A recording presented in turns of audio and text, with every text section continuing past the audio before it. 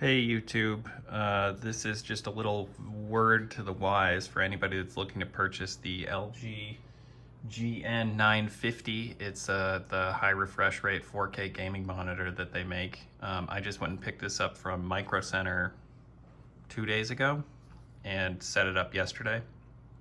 And you know, after tax, I think it's something like more than $800. Anyway, you're supposed to be able to hardware calibrate it, which is something that I was kind of interested in and one of the reasons I purchased this monitor. I downloaded the latest version of their hardware calibration software. I downloaded even the driver for the monitor.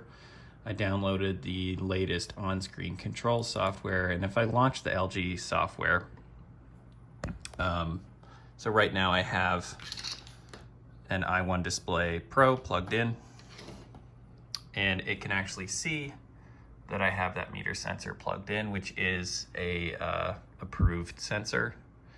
You know, you can pick your color gamut and whatever you want to do. So let's just say, you know, 120 CDM at 5500 Kelvin.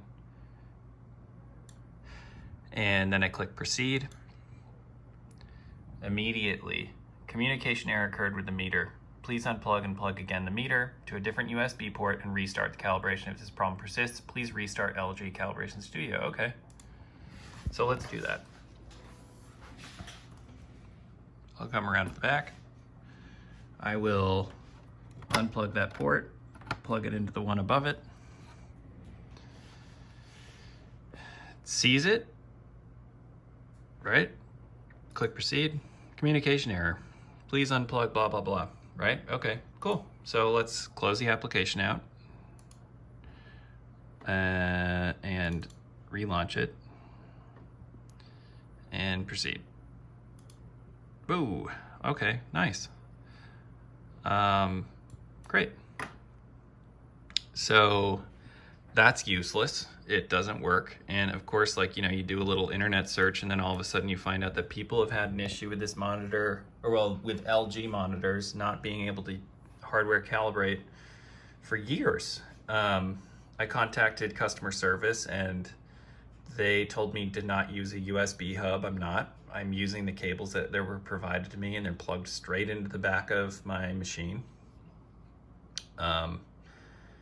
And you know, then yesterday I was still trying to get this thing to work right and calibrate it, and then my computer went to sleep. I went to wake my computer back up.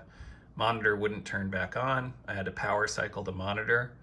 And then of course I Googled that and come to find out that it's a notorious problem for LG monitors as well, which is why I then downloaded the actual monitor drivers for this specific monitor for Windows. But you know, I don't even think that